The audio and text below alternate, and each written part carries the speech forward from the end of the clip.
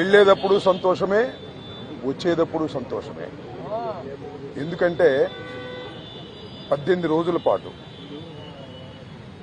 All are bailable cases 18 రోజుల పాటు central ప్రిజన్లో ఉండవలసిన పరిస్థితి ఏర్పడింది.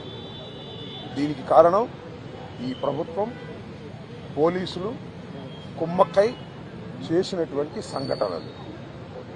నేను చాలా వివరంగా గుంటూరు వెళ్ళిన తర్వాత మళ్ళా మాట్లాడతాను. నేను అందరికీ ఈ సందర్భంగా నా ధన్యవాదాలు తెలియజేస్తున్నాను. నాకు ఎవరైతే సపోర్ట్ చేశారో ఈ సంఘటనలో, ఎవరైతే మద్దతు పలికారో వారందరికీ నా హృదయపూర్వక ధన్యవాదాలు. అలాగే కొంతమంది మద్దతు పలకలేదు, వారికి కూడా నా ధన్యవాదాలు. వారు ఏమన్నారంటే పెద్ద మాట అన్నారు, దానికి కూడా నేను గుంటూరు వెళ్ళిన సమాధానం చెప్తా. అదేమన్నారంటే అసహ్యంగా మాట్లాడితే దాడులు చేయరా అని.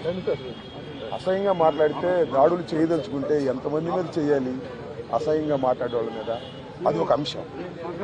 వాళ్ళకు కూడా నేను రేపు నా సమాధానాన్ని తప్పనిసరిగా చెప్తా.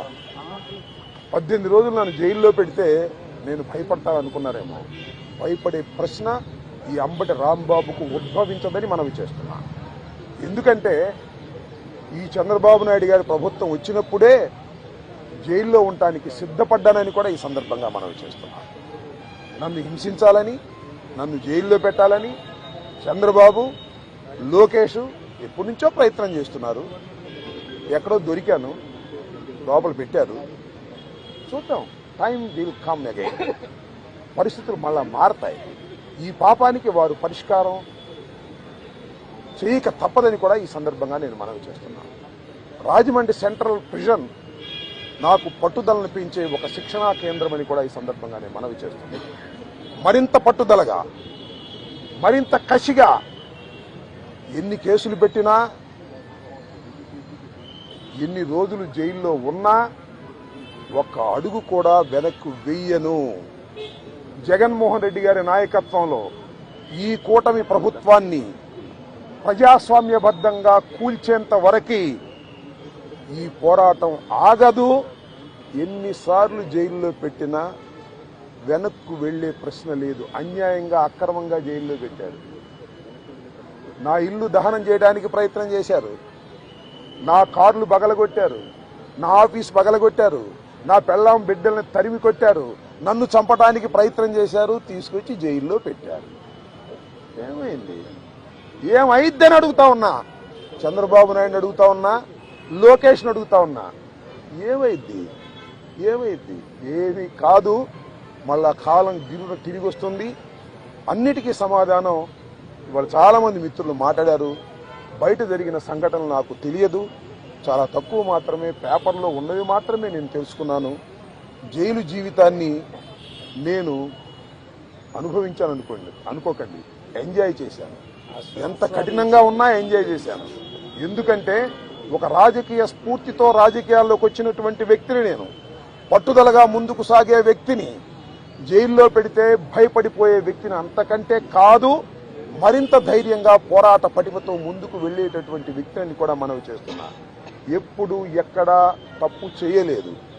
పొరపాటు మాట్లాడితే వెంటనే పశ్చాత్తాపడ్డా. పశ్చాత్తాపానికి మించిన ప్రాయచిత్తం లేదంటారే, మరి ఏమిటి? ఎంతమంది పశ్చాత్తాపడ్డారు? నేను తప్ప ఎవరైనా పశ్చాత్తాపడ్డారా అని అడుగుతా ఉన్నా. సరే, ఏది ఏమైనా టైం విల్ డిసైడ్. ఒకటి మాత్రం నేను చెప్పదలుచుకున్నాను, నాకు ఈ సందర్భంగా సపోర్ట్ చేసినటువంటి వారందరికీ కూడా పేరు పేరున నా హృదయపూర్వక నమస్కారాలు, ధన్యవాదాలు. నా పార్టీ కానివారు కూడా నన్ను సపోర్ట్ చేశారు. దాడులు చేయటం తప్పన్నారు, దాడులు అన్యాయం అన్నారు. ఒకవేళ తప్పు మాట్లాడితే కేసు పెట్టి లోపల పెట్టాలి కదా, ఇంటి మీద దాడి ఏంటి అన్నారు. దాడి చేసిన వాళ్ళకు బెయిల్ వచ్చింది. దాడి చేయించుకున్న నాకు 18 రోజుల తర్వాత బెయిల్ వచ్చింది. ఏం చేయగలిగారు? ఏం చేస్తారు? దేనికైనా సిద్ధపడి రాజకీయాల్లో జగన్మోహన్ రెడ్డి వెంట నడుస్తున్నటువంటి వ్యక్తులం. ఆ రోజు రాజశేఖర రెడ్డి వెంట నడిచాం, ఇవాళ జగన్మోహన్ రెడ్డి గారి వెంట నడుస్తాం, తుదకంటూ నడుస్తాం.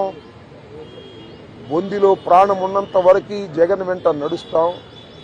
ఏ విషయాన్నైనా, ఎన్ని కుట్రలనైనా, ఎన్ని కుతంత్రాలనైనా ఎదుర్కోవడానికి సిద్ధంగా ఉన్నామని కూడా ఈ సందర్భంగా మనవి చేస్తున్నాను.